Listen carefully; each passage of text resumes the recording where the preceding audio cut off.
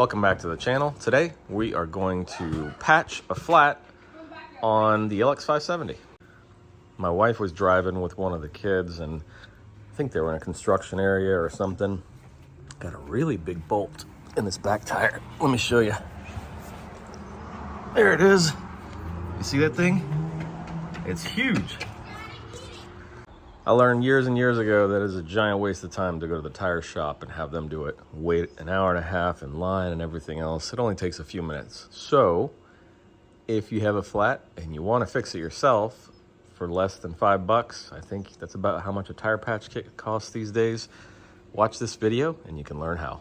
For you guys that like to take long road trips between cities, or if you like to go off-roading or overlanding, whatever you're doing where you're away from civilization and easy access to repairs, a good thing to learn is how to patch a tire. And that's what I'm going to show you here. And as always, I'll put the links down in the description of everything I'm using in the video so you can grab your own.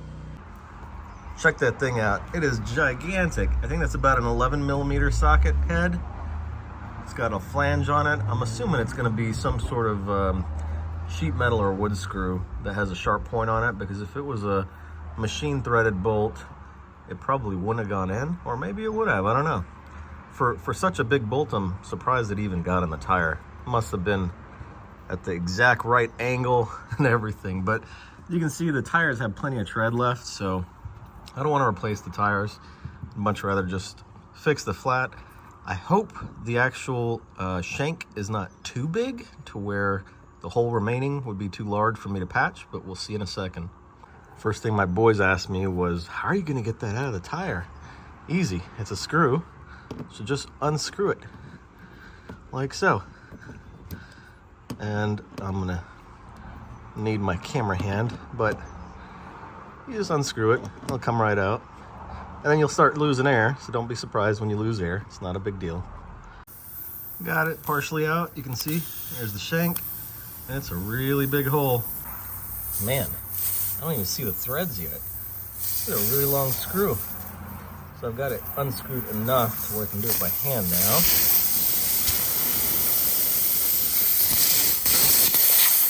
What a weird screw. It's got like a collar on it.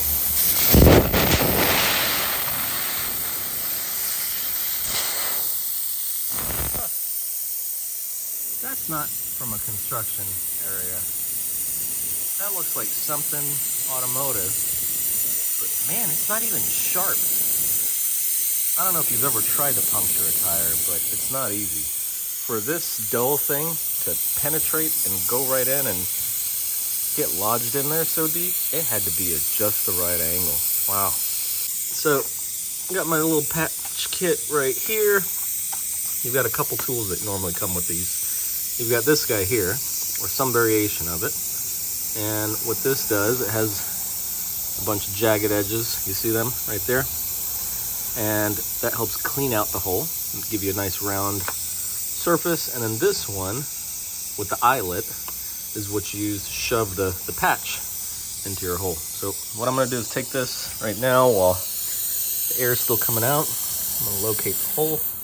And as long as I've got some tension and it doesn't just slide in and out, I should be okay to use a patch. But if I put this in there and it was just sliding in and out, the hole is probably way too big to be patched. So I am getting a lot of good friction there.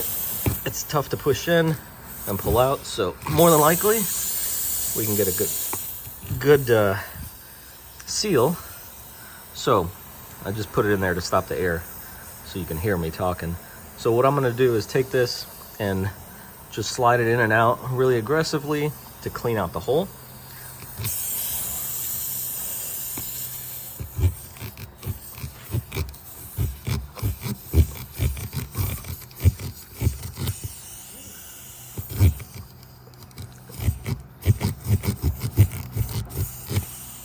All right, sorry about all the camera shaking. That's enough of that. Now, you want to take one of these tire patches. There we go, we got one out. Now just kind of use your fingers to squish the end of it, and you want to thread it through this guy, just like a needle, if you've ever threaded a needle. It's going to be hard to get it through right at first because it's really big. It's bigger than the hole, at least the diameter is. but you can squish it down and get it through. And once you get it through, get about half of it through. So you got half and half on each side like that, just like that. There it is. So that's what that's gonna look like right there.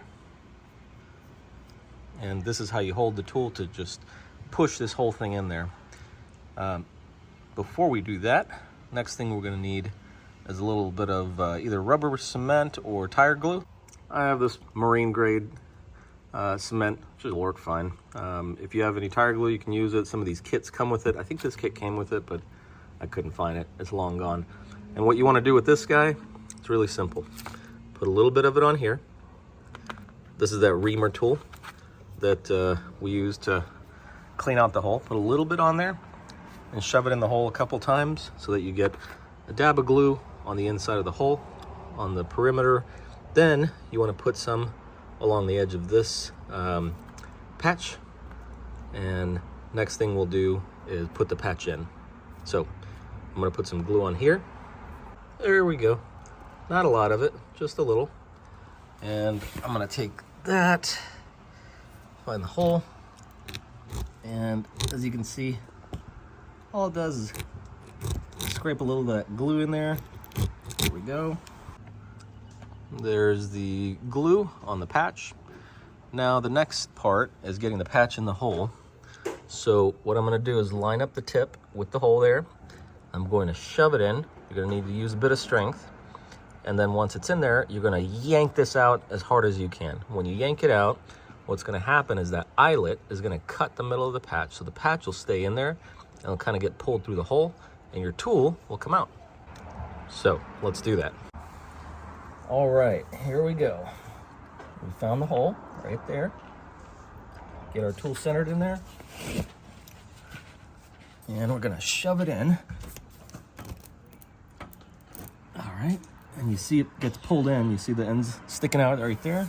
Now I'm going to pull this out as fast as I can, and hopefully the patch stays in there. Every once in a while the patch will come out and you've got to redo this. So you see I pull out a little bit until I feel the tension. Now I'm going to yank it out. There it is. Now that the patch is in there, yank on a little bit, make sure it's nice and snug, and I'm going to give it a few minutes just to set, and then I'm going to take a little bit razor and cut the excess off right there. What I'm going to use is just a loose razor. If you got a box cutter, you can use that, an X-Acto knife, or just a regular household knife is fine too, but you just need something that you can get in here and get flush against the tire and cut the excess off. If you've got a little bit sticking out, not a big deal. Driving on it a little bit will wear it down, but you don't want a big lump sticking out like that because it could pull the patch out if it grabbed enough friction on the road, or it just could cause some noise when you're driving. So cut close to the rubber, and then at that point we'll leave it for another 5 minutes or so and we'll start to put air back in it. There it is. That's the excess, and it looks messy, but it's flat. There's nothing sticking out there, so we're good there. We'll give it a few minutes to set, and then we'll start putting air back in it. Oh no, we got it flat. It's been a few minutes. I'm gonna rub my hand over that, make sure the glue's not wet. Looks like it's mostly dry and it's not tacky anymore. So I'm gonna grab my little air chuck. It's hooked up to the compressor in the back. Make sure you've got one with a gauge on it or some way to gauge pressure.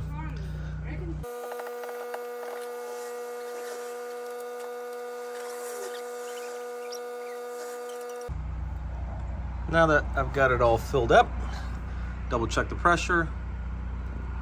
Depending on what kind of tires you have and your vehicle and your load.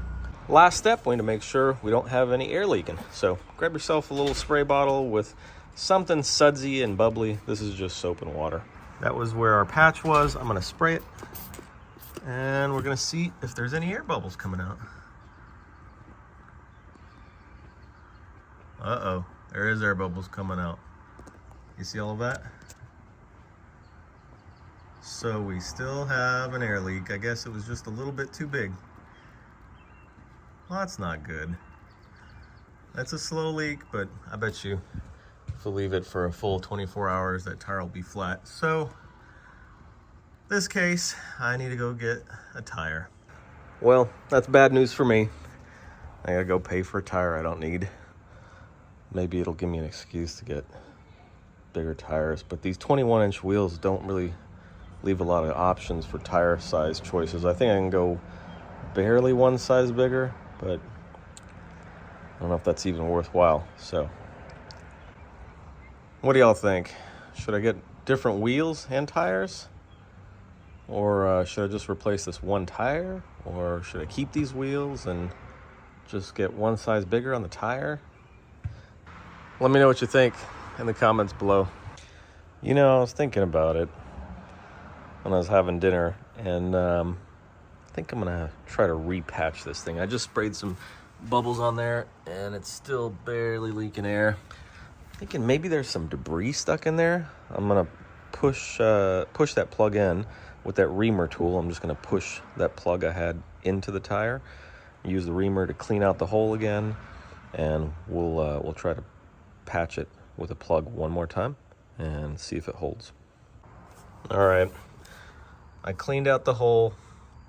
I just put the new plug in, rubber cement and everything.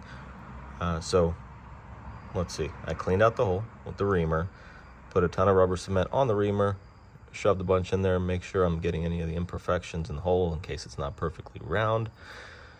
Got the plug on the plug insertion tool, a bunch of rubber cement, got it back in there, and now I'm about to pull it out. Then we'll give it a couple minutes, put some air in the tire, and see if it holds. Wish me luck.